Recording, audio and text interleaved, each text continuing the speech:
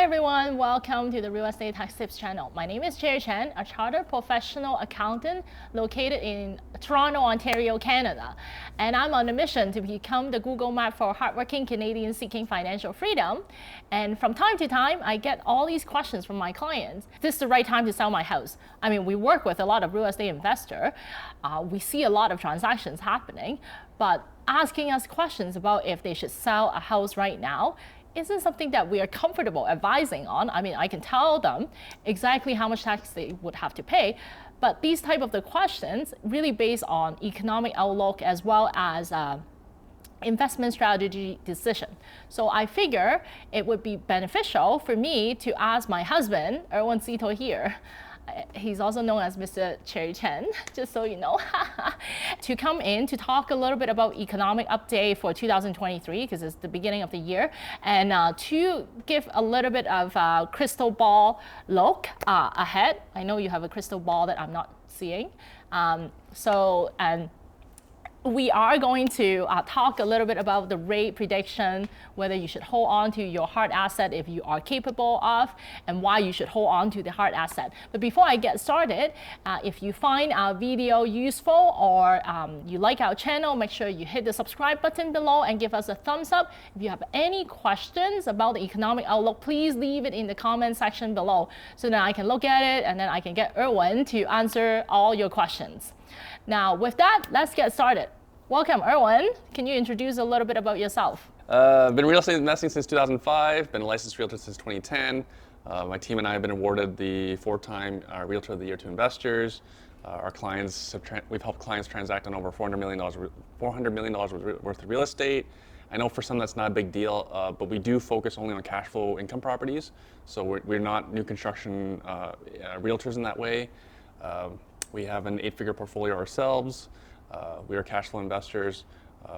Our clients are incredibly successful.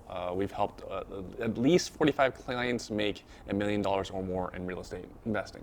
Okay. So that's real estate investing, so that excludes their homes. Yeah, great introduction of yourself. So is there, let's dive right into this economic outlook into your crystal ball, because I know that you scroll up and down on your phone all the time, every day, every morning, every night, as far as I could tell. So I know you're reading a lot of economic update news. So tell me what you're seeing in the news that would affect the interest rate.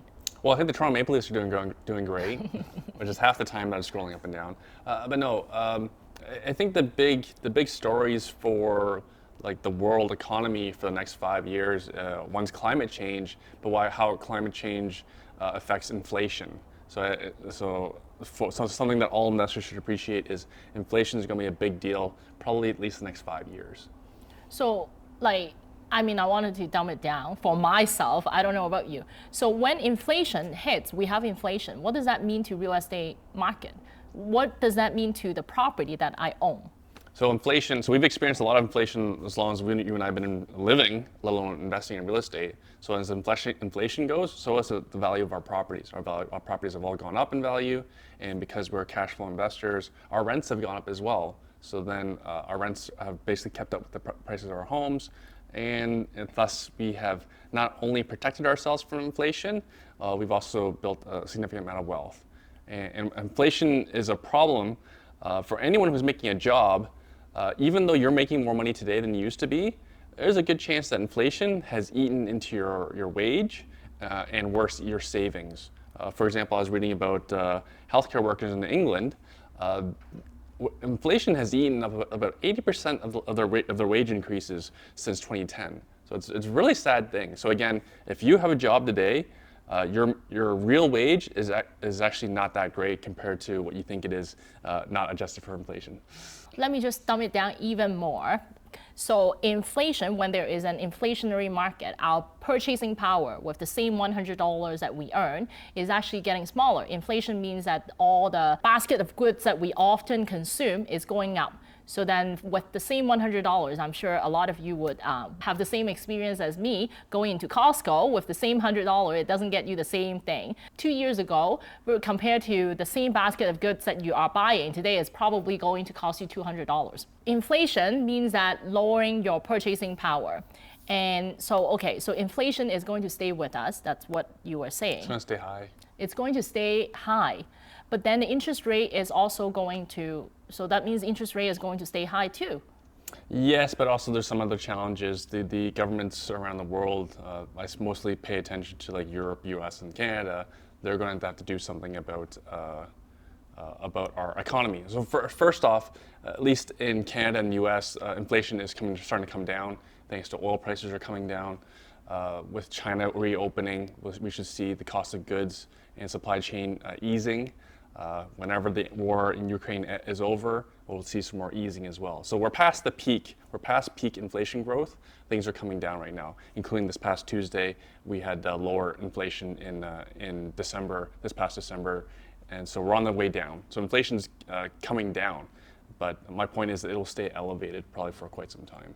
Let's bring that back to the actual relevance to real estate investing. So inflation is going to stay high.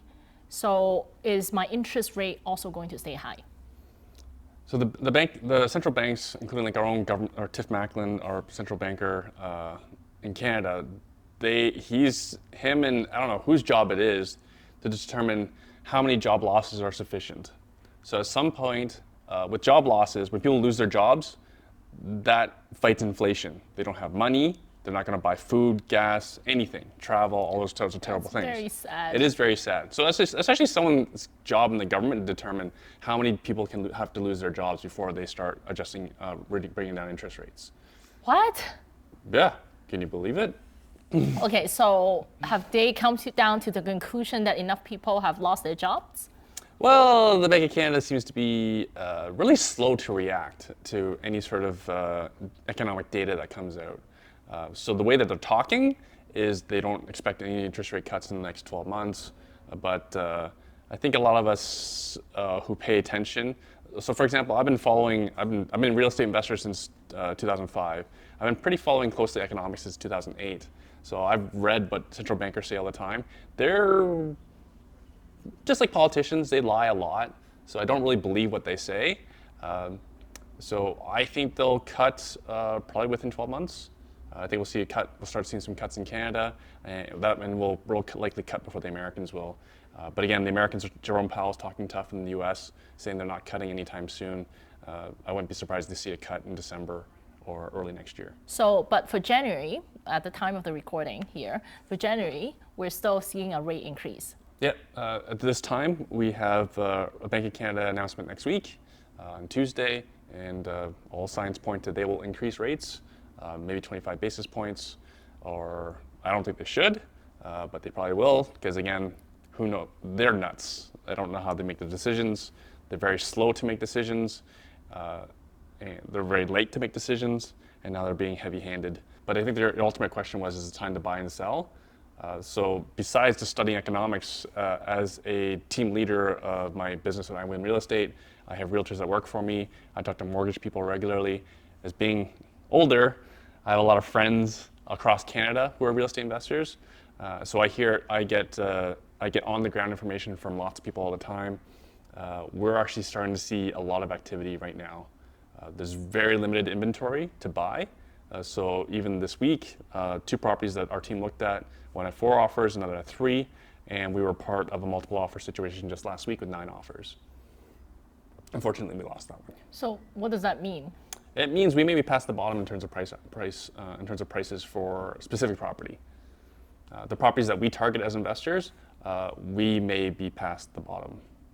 So maybe up from here. So is it a good time to sell? It's a good time to sell if you absolutely have to sell. Like from what I've been saying, inflation is going to be with us.